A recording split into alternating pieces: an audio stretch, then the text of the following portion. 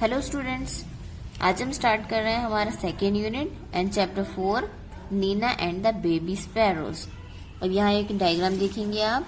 इसमें जो गर्ल दिखाई दे रही है ये गर्ल है नीना, और इस चैप्टर में आपको बताया है नीना और बेबी स्पैरोज के बारे में। सो हम स्टार्ट करते हैं कि ये स्टोरी जो है वो किस तरह से बताई गई है। ठीक है। Nina was great there was a great joy in Nina's house. Nina के घर में बहुत खुशी का माहौल था। Nina's aunt was getting married. Nina की जो आंटी थी वो उनकी शादी होने वाली थी। Nina, her father, mother and the little brother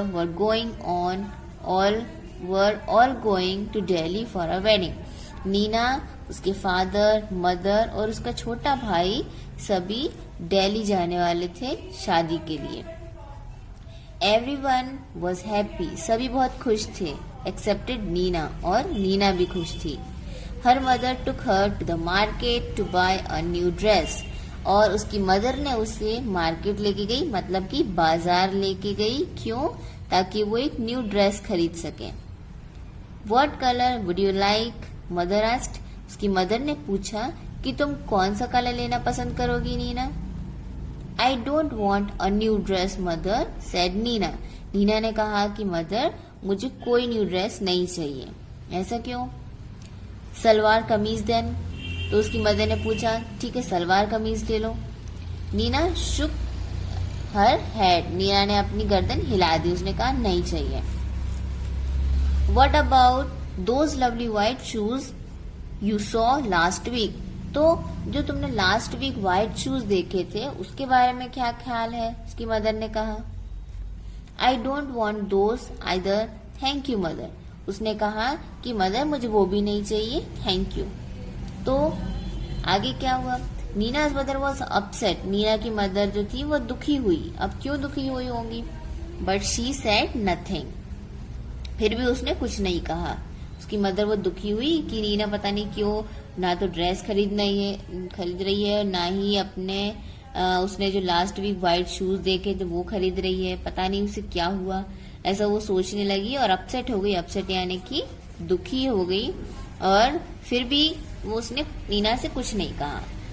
they went back home and had lunch, और वो फिर दोनों घर वापस आ गए और लंच कर लिया।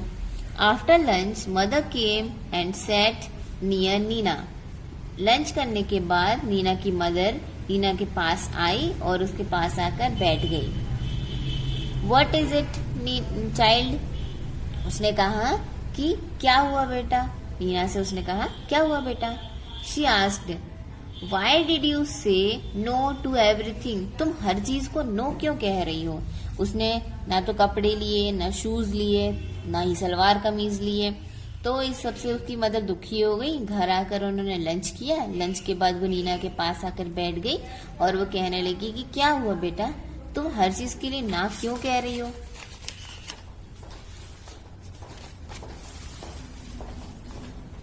Mother, I don't want to go to the wedding.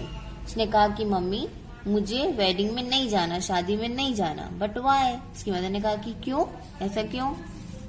Nina said nothing. Instead, two big tears rolled down her cheeks.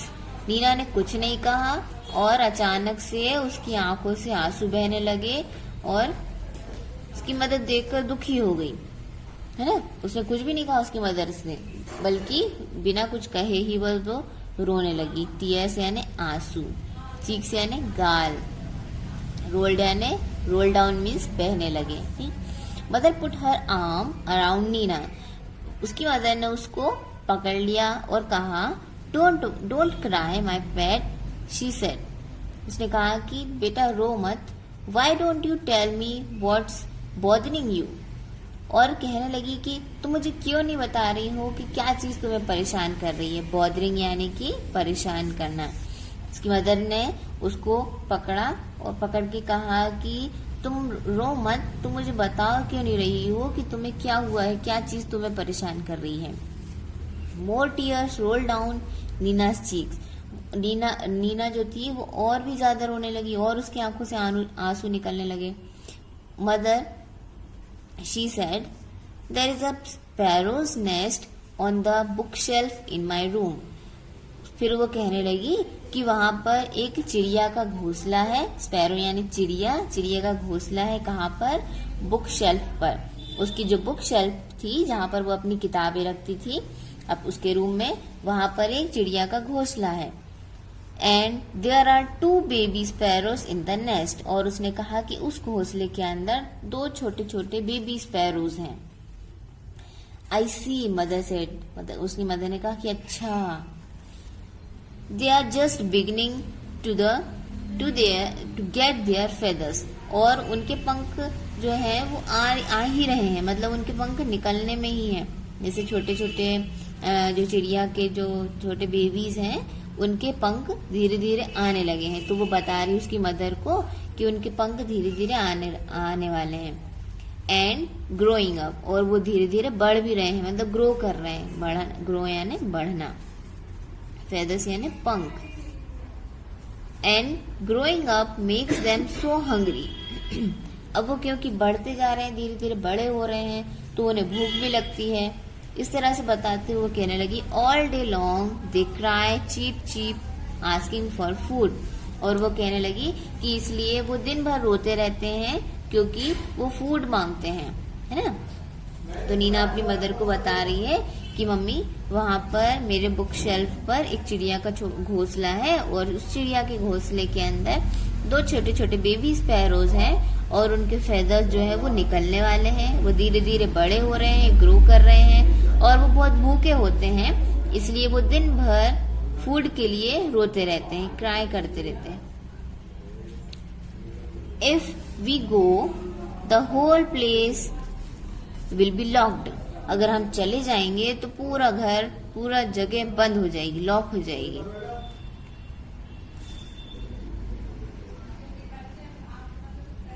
And how will papa and mamma sparrow feed their babies.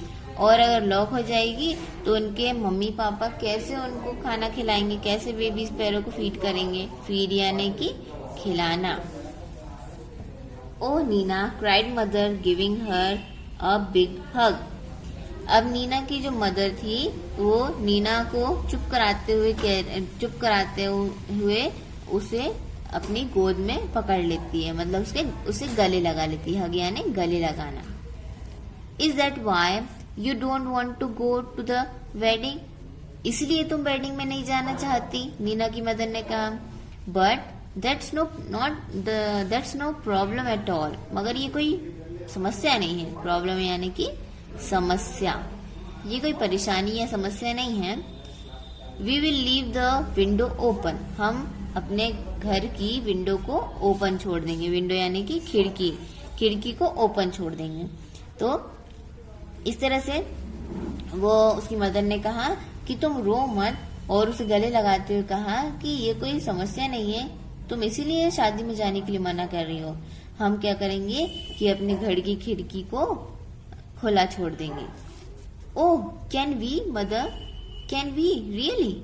तो वो कहने लगी कि अच्छा mummy, ऐसा हो सकता है क्या? सच में ऐसा हो सकता है? रियली यानी कि असली में या वास्तव में ऐसा हो सकता है क्या? Yes yes, we will remove all your things from the room and lock the door on the outside. उसने कहा, उसकी मदर ने कहा कि हम क्या करेंगे कि तुम्हारे रूम से सारी चीजें निकाल कर कहीं और रख देंगे, और रूम को लॉक कर देंगे बाहर से, और विंडो को ओपन छोड़ देंगे। So the house will be perfectly safe and papa and mama sparrows can came and go freely. और खुला छोड़ने पर जो उसके पापा मम्मा स्पैरो है वो आसानी से आ जा सकेंगे और उनके बच्चों को फीड कर पाएंगे। Just think, Nina, while you enjoy yourself at the wedding, the baby sparrow will be getting nice and fat in their nest. Good idea, isn't it? तो उसकी मदर ने कहा कि तुम शादी को एंजॉय करना, और जब तुम वापस आओगी तो तुम्हें जो बेबी स्पैरोज हैं वो फिट एंड नाइस, मतलब कि अच्छे और मोटे ताजे दिखाई देंगे। ये गुड आइडिया है ना। तो इस तरह से उसकी मम्मी उसे समझाने लगी कि तुम शादी में चलो है और तुम एंजॉय करो शादी को, और जब तुम वापस आओगी तो तुम देखोगी कि जो दोनों बेबी स्पैरोज हैं वो एकदम अच्छे और मोटे ताजे हो जाएंगे। तो ये गुड आइडिया है ना। It was a good idea. तो उसने कहा कि हाँ ये गुड आइडिया है। When Nina came back from the wedding, there were 2 plump little sparrows flying all over the room, and wasn't Nina thrilled? तो नीना ने कहा कि हाँ ये गुड आइडिया है। इस तरह नीना शादी में चली गई और जब वो घर आई तो उसने देखा कि हाँ मम्मी ये बहुत ही अच्छा आइडिया था। और जब वो घर आई तो उसने देखा कि 2 प्लम्प मतलब कि गोल मटोल से लिटिल स्पैरो मतलब छोटे छोटे चिड़िया के बच्चे वो पूरे रूम में फ्लाई कर रहे थे, और नीना को भी कोई परेशानी नहीं हुई। मतलब कि जब वो जाने का मना कर रही थी तो ये कोई परेशानी की वजह नहीं थी। वो अच्छे से एंजॉय करके आई शादी, और जब वो आकर देखती है तो उसे देखने को मिलता है कि वहां पर पूरे रूम में 2 छोटे छोटे बेबी स्पैरो जो कि गोल मटोल हो चुके थे और फैट हो चुके थे, वो पूरे रूम में फ्लाई कर रहे हैं, और नीना भी परेशान नहीं हुई। तो इस तरह से ये स्टोरी यहाँ पर एंड होती है। तो हमने इस स्टोरी में क्या देखा कि नीना जो थी वो वेडिंग में जाने को मना कर रही थी। क्यों मना कर रही थी? क्योंकि उसे अपने छोटे छोटे बेबी स्पैरो की चिंता थी जो कि उसके रूम में एक घोंसले में बैठे हुए रहते थे। तो वो सोचती थी कि अगर हम चले जाएंगे तो पूरा घर लॉक हो जाएगा, और घर लॉक हो जाएगा तो उसके पापा मम्मा स्पैरोज उसे उन दोनों बेबीज को फीड नहीं कर पाएंगे, खाना नहीं खिला पाएंगे, तो वो कैसे जिंदा रहेंगे। तो उसकी मदर ने आइडिया दिया कि हम क्या करेंगे, सारा सामान तुम्हारे रूम से निकाल कर उसे किसी दूसरी जगह शिफ्ट कर देंगे और विंडो को ओपन छोड़ के चले जाएंगे, जिससे कि जो स्पैरो होंगे मतलब मम्मा और पापा स्पैरो जो होंगे वो फ्रीली आ जा सकेंगे और अपने बेबीज को फीड करा सकेंगे। तो ऐसा करके वो चले गए, और जब वो नीना वापस आई तो उसने देखा कि सचमुच 2 छोटे छोटे लिटिल प्लम्प मतलब कि बहुत ही गोल मटोल से स्पैरोज वो पूरे घर में फ्लाई कर रहे थे, उड़ रहे थे, और नीना भी ये देखकर बहुत ही खुश हुई। अब इसमें हमने न्यू वर्ड क्या क्या पढ़े। सबसे पहले हमने पढ़ा मार्केट। मार्केट यानी क्या? बाजार। बोलो कहाँ गए थे नीना और मदर? बाजार गए थे। बॉदर यानी परेशानी, क्योंकि नीना दुखी थी तो उसकी मदर सोच रही थी कि तुम मुझे बता क्यों नहीं रही हो कि क्या चीज तुम्हें बॉदर कर रही है ना। बॉदर यानी परेशान। प्रॉब्लम यानी परेशानी या समस्या। ड्रेस यानी वस्त्र या कपड़े, जो हम हर वेकेशन पर कहीं जाते हैं तो न्यू ड्रेस खरीदते हैं या फेस्टिवल पर न्यू ड्रेस खरीदते हैं, तो वस्त्र। अपसेट यानी दुखी। रिमूव यानी हटाना। उसकी मदर ने कहा था कि हम सारी चीजें उस रूम से रिमूव कर देंगे, मतलब सारी चीजें वहां से हटा देंगे। देन वेडिंग यानी शादी या विवाह। नेक्स्ट इज लवली यानी प्यारा। 2 प्यारे प्यारे बेबीज थे, स्पैरो बेबी। नेक्स्ट प्लम्प यानी गोल मटोल से। आगे हम देखें, reading is fun. Why was there great joy in Nina's house? Nina के घर में खुशी का माहौल क्यों था?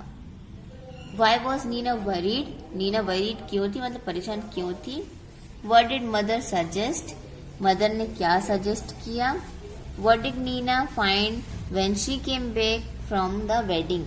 नीना ने क्या पाया जब वो शादी से लौट कर आई? ये मैं आपको एक बार रीड करके बता रही हूँ। इन सारे क्वेश्चन के आंसर की पीडीएफ हम अलग से आपको भेज देंगे इसी ग्रुप में। आपको उनको देखकर अपनी कॉपी में नोट डाउन करना है और पिक लेकर के वापस सेंड करना है इसी ग्रुप में, ताकि हम चेक कर सके और आपके अटेंडेंस को लगा सकें। Talk time. How do baby sparrow eat? Baby sparrow कैसे खाना खाते हैं? What new thing would you like to wear for a wedding? You can say I would like to wear. आप अगर शादी में जा रहे हैं तो आप क्या पहनना पसंद करोगे, मतलब किस तरह की न्यू ड्रेस पहनना पसंद करोगे। तो आपको इसका आंसर लिखना है कैसे, I would like to wear jeans ऐसे, या फिर I would like to wear salwar kameez, या I would like to wear skirt and top, इस तरह से आंसर लिखना है। Picture story, number the jumbled picture story correctly. यहाँ पर एक पिक्चर स्टोरी दी गई है जो कि सेंटेंसेस में दी गई है और सेंटेंसेस ऊपर नीचे है, तो आपको इनको प्रॉपर ऑर्डर में लिखना है ना। पूरे जो सेंटेंसेस है उनको 1 by 1 serial wise proper order में लिखना है और स्टोरी को कंप्लीट करना है। जो स्टोरी है वो हम लिखेंगे कहाँ पर, यहाँ। सबसे पहले आएगा Nina is sad. Mother ask why. Nina does not want to leave the baby sparrow alone. Mother says we will leave the window open. Nina is happy again. ठीक, अब आप यहाँ आपको क्लियरली नहीं दिखाई दे रहा होगा, हम आपको क्लियरली लिखकर अलग से सेंड कर देंगे, डोंट वरी। आगे आते हैं हम।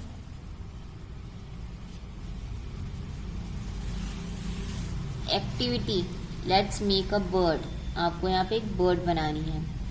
थिंग्स यू नीड, क्या क्या जरूरत है आपको इसके लिए, ओल्ड ग्रीटिंग कार्ड की जरूरत है, दूसरा दाल, ब्लैक भिंडी, ear beats of ear eyes, एक scissors, gum, old newspaper, old shoelace. अब आपको क्या क्या करना है steps. Make an outline of a bird on a greeting card and cut it out. आपको एक आउटलाइन बनानी है और उसको कट करना है। किसकी आउटलाइन, बर्ड की आउटलाइन। बर्ड बना लेंगे और उसको कट कर लेंगे। Cut a small square from an old newspaper and fold it to make a fan. Keep the fan closed. फिर आपको इस न्यूज़पेपर को कट करके एक तरह से फैन बनाना है। यहाँ पर प्रोसेस दी गई किस तरह से फैन बना रहा है, ये ऐसे ऐसे जिगजैग में जब हम फोल्ड करते जाते हैं ना, तो उसको ऐसे बना करके साइड में रख देना है। Pass the folded fan through the cut on the bird's back and now open the folded fan of the fan. Folded of the fan. Pass the folded fan through the cut on the bird's back and now open the folds of the fan. आपको इस तरह से bird के ऊपर उस fan को touch-up कर देना है या पेस्ट कर देना है और फिर फैन को ओपन करना है। Make the eye by sticking a bhindi, और फिर बर्ड की आई बनाना है भिंडी को चिपका करके। यहाँ पर ये चिपकाया हुआ है इन्होंने आई बनाने के लिए। पेस्ट अ स्ट्रिंग और old shoelace to hang the bird. फिर उसको उस स्पैरो को बर्ड को